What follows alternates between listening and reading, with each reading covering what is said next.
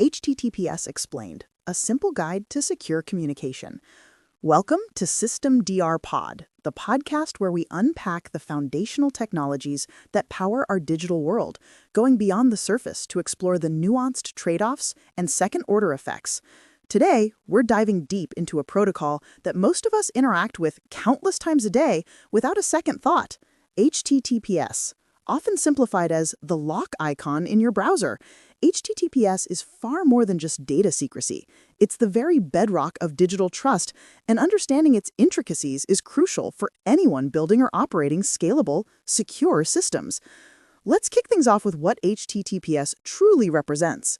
While encryption, or data secrecy, is a critical component, its fundamental role is to establish trust. Specifically, it authenticates the server's identity via the public key infrastructure, or PKI. This transforms what would otherwise be a conversation with an unknown entity into a verified, authenticated interaction.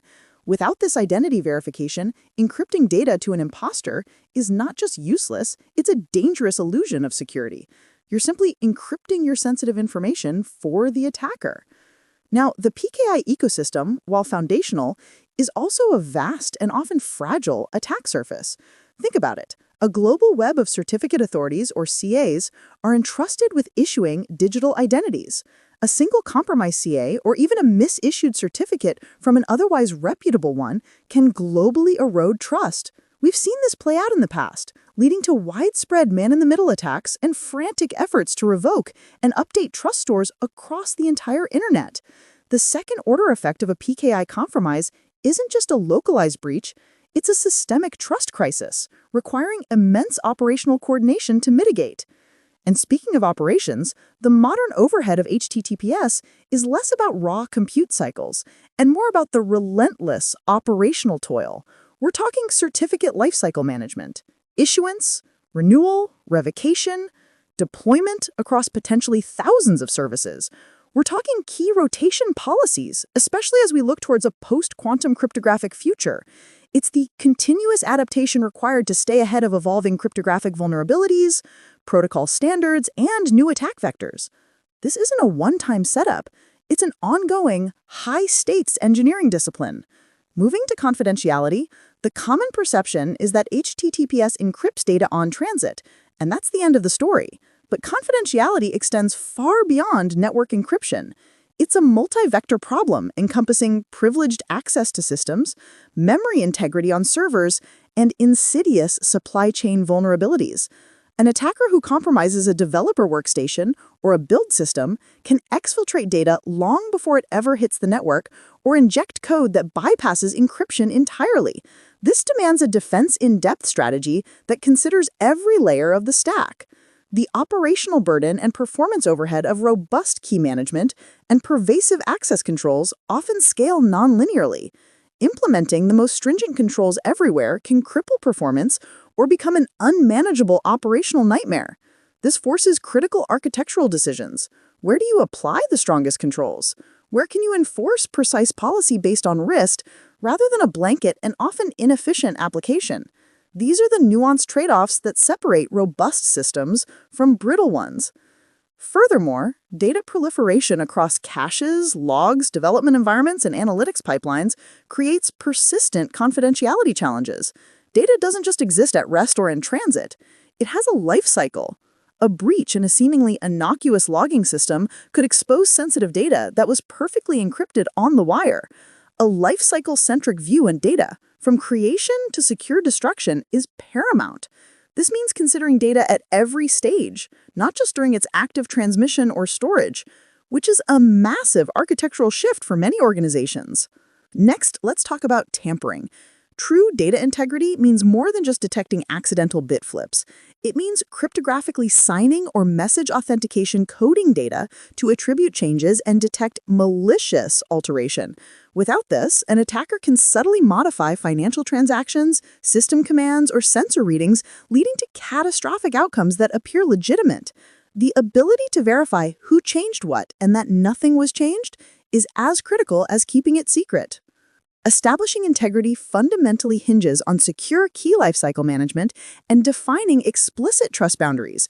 If the key used to sign data is compromised, or if the system verifying the signature trusts an untrusted source, the entire integrity guarantee collapses.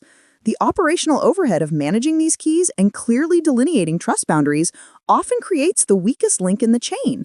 It's where human error, misconfiguration, and insufficient automation frequently lead to vulnerabilities that are hard to detect. The granularity of integrity checks, from individual fields in a database record to entire blocks of data or even file systems, dictates performance overhead, blast radius, and recovery complexity. Checking every single byte for integrity is computationally expensive, but gives you fine-grained detection and easier recovery. Checking large blocks is cheaper, but means a larger potential loss if tampering occurs, and more complex forensics. This is a critical, often underestimated design trade-off that has profound implications for both security and system performance, usually only becoming clear during a post-incident analysis. Impersonation is arguably the most insidious threat, and robust server identity verification is our primary defense against it. This is paramount for establishing cryptographic trust, forming the bulwark against man-in-the-middle attacks, or MIT attacks, and preventing sensitive data exfiltration to unauthorized endpoints. If you can't be sure you're talking to the legitimate server, then any subsequent encryption is simply securing your data for the attacker. In highly dynamic, ephemeral service architectures, think microservices, Kubernetes, serverless functions, static certificate pinning, or manual PKI management isn't just operationally unsustainable, it rapidly becomes a security liability. It leads to certificate expiration, configuration drift, and human error. The shift towards automated, granular, and short-lived identity provisioning, often seen in service mesh MTLS or systems like Spiffy, is no longer a luxury. It's an essential architectural shift for scalable trust. It moves the burden of identity management from fallible humans to resilient, automated infrastructure. And here's a subtle but critical point. In multi-tiered systems, a single weak link in server identity verification can propagate cascading trust failures. This creates an internal, lateral movement vector. A compromised, non-internet-facing service, if it can impersonate a legitimate peer due to lax internal identity checks, can escalate privileges and exfiltrate data across trust boundaries within your network, completely bypassing perimeter defenses. This highlights that internal does not automatically mean trusted, and zero trust principles must extend deep into your infrastructure. So, how does HTTPS achieve all this? It's fundamentally HTTP layered with TLS. TLS, or Transport Layer Security, functions as a protocol-agnostic security layer. This elegant architectural separation decouples transport-level integrity and confidentiality from application layer semantics. This was brilliant. It enabled rapid HTTPS adoption without requiring a complete rewrite of HTTP itself.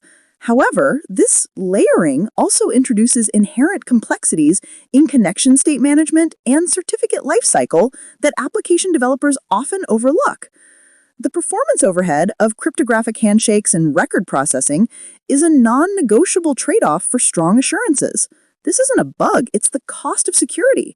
This fundamental constraint directly catalyzed advancements like TLS 1.3's Zero RTT, which drastically reduces latency for resumed sessions and session tickets.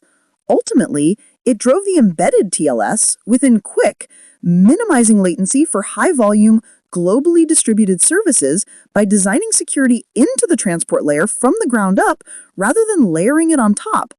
Encrypting the transport layer fundamentally shifts trust boundaries from intermediary network nodes to endpoint verification. This frustrates traditional middle box inspection and modification, which relied on clear text traffic. This forces network architects toward a TLS-aware solution, or, controversially, an inspect then encrypt model using TLS termination proxies. This profoundly impacts network visibility and security postures, creating new trust points and potential vulnerabilities at the inspection point itself. It's a constant tension between visibility, control, and end-to-end security. Let's break down the cryptographic primitives that make TLS work, starting with symmetric encryption. This is the primary engine for high-throughput confidentiality. Algorithms like AES are incredibly fast and efficient at scrambling bulk data. They offload the computationally expensive asymmetric operations to just the key establishment and authentication phases, making hybrid crypto systems like TLS practical for real-world performance. However, scalable, secure key distribution and lifecycle management represent the primary operational and security challenge. A single compromised symmetric key compromises all associated data encrypted with it. This necessitates rigorous key rotation policies, secure key storage often involving hardware security modules or HSMs, and robust key management services. Getting this wrong is a single point of failure that can have widespread repercussions. To maximize utility and security, modern systems primarily employ authenticated encryption modes, such as AES GCM. These modes provide inherent integrity and authenticity along